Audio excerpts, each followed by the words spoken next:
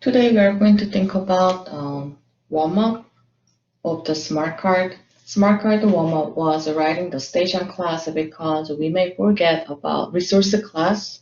So we are going to practice how to write a resource class.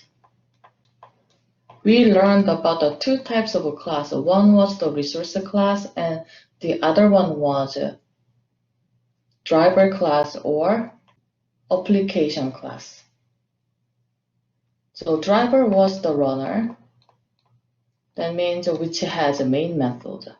So it is possible to run, then execute the program. Resource class was made for making an object. Another name was instance. So we used to instantiate an object. So whenever we make the resource class, if we make an instance, we call that as a complex type or class type. Resource class usually have fields, constructors, and instance methods. Instance methods include like accessors, modifiers, like a toString, equals, hash code. All those methods are for the one object. So we are going to define the attributes of the object, like a field. Then we are going to define how to instantiate, how to make an object by making the constructors. So we can make multiple constructors. That means we are going to have multiple options to make an object. Then instance methods are what the method can do. So method is actually what kind of actions that methods can do. You can change the fields, you can access the fields, or you can move the object like a robot. So you can think about method is what the object can do. Let's think about the class station. This one has just a class. Actually, when I write the class, there are two ways, public, private. You can make the public class or private class. Private class means the class is inside of another class like a method. Public class means this one is accessible with other classes, from other classes.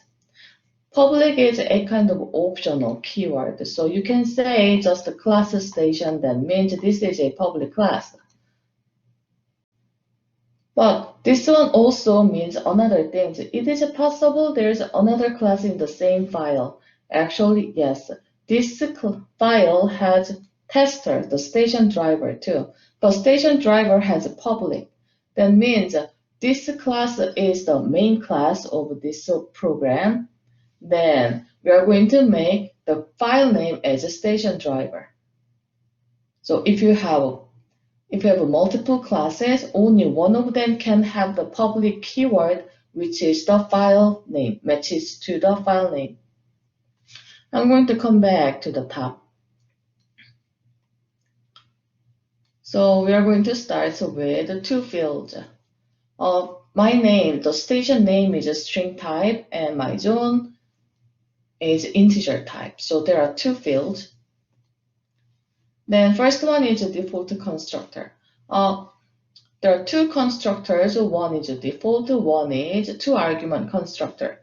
They have the same name, but different argument. In that case, we say the other ones as overloaded constructor. When you have the same method name with a different argument, we call them overloaded methods. That means you are going to have a different option for same action. Then default constructor has two ways. Default constructor means you are going to initial fields manually. Actually, the constructor's job. Constructor's job is initializing the object. So to initialize the object, we have to give initial value to each field. So we can say constructor's job is initialize fields. Then you can have multiple ways to initialize fields. One manually, the other one by getting the value from user. So by getting the value as a passed argument. So name and zone are given in the two argument constructors. In the constructor, you cannot call other constructor. If you want to call other constructor, so kind of a shortcut, in the default constructor, you can call the argument constructor. If you want to do that, you are going to call this because constructor means this is the object. Constructor itself, you can think about that is the object. That's why we're going to use new and constructor name, constructor method or constructor when we make new object. So constructor is used to instantiate an object.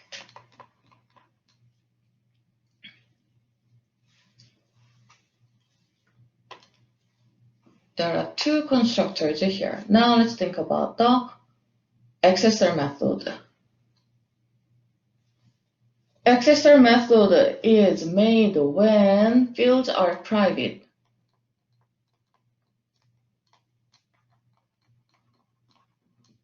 If we want to access the private value, because it's the field value, because it's private, we can access it directly. In that case, we are going to make the public accessors.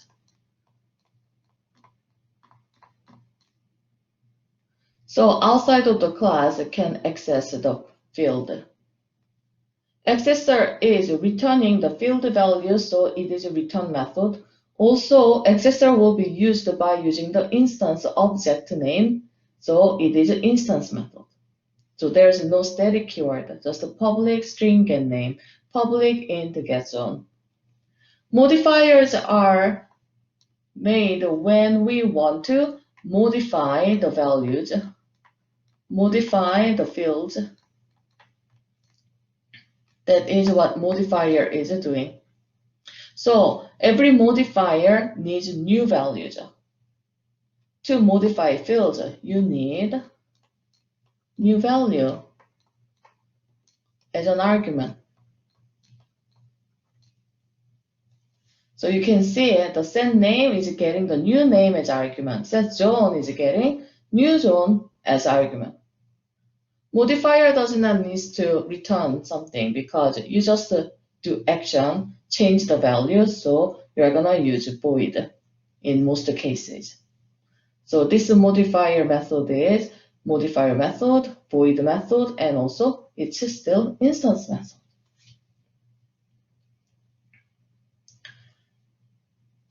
toString method is actually built-in method. Java is actually OOP, object-oriented programming language, so it has 4 features: encapsulation, abstraction, inheritance, and polymorphism. So let's think about that. Basic stuff, because it's object-oriented programming language, so there is object actually. Object is a real class, which is the root of every class in Java.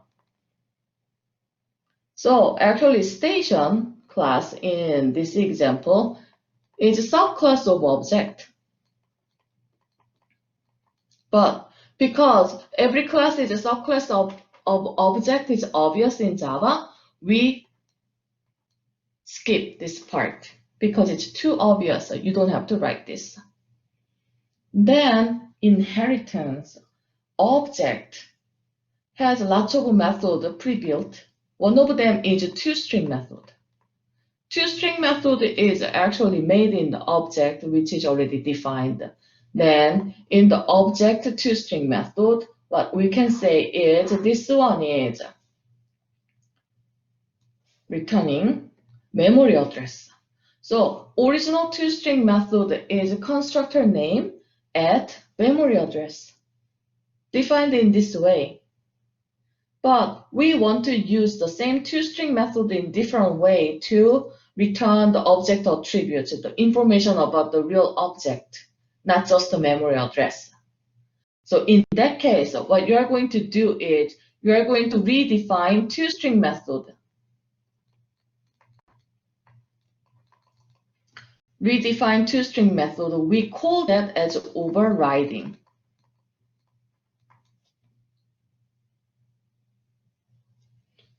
So let's see the features of the things. First, station class has all information together. That's encapsulation. It inherits pre-made method from the superclass object, so that is inheritance. Inside of the station class, you are going to redefine toString method. Then you are going to use differently by overriding toString method, that is a polymorphism. In the subclass, when you override a method, when you call it, the program, Java will call the subclass's toString method. Redefine the method, overridden method. So we are going to test it.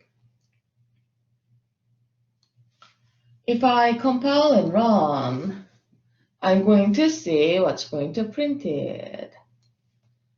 This is the main method I made. First, the prefix with zone 3, then endpoint with default constructor is made. So let's see what's gonna be printed here.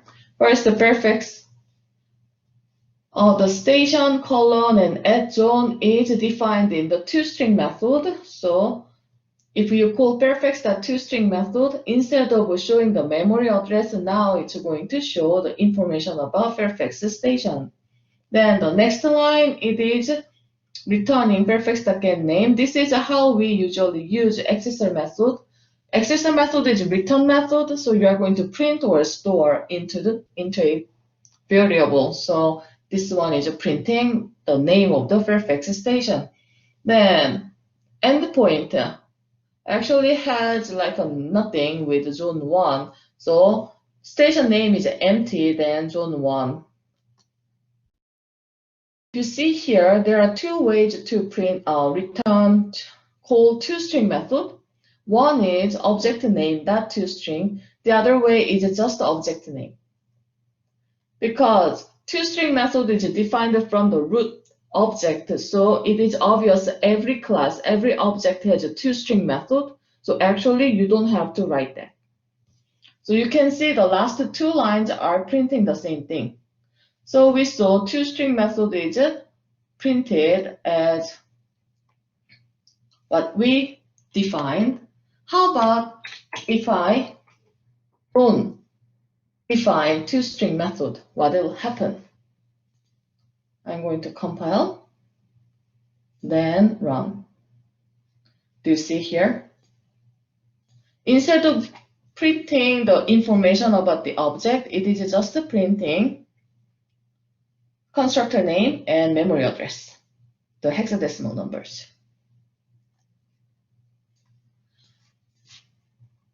I hope this lecture is useful and helpful for your understanding and remembering what you learned last year about resource class.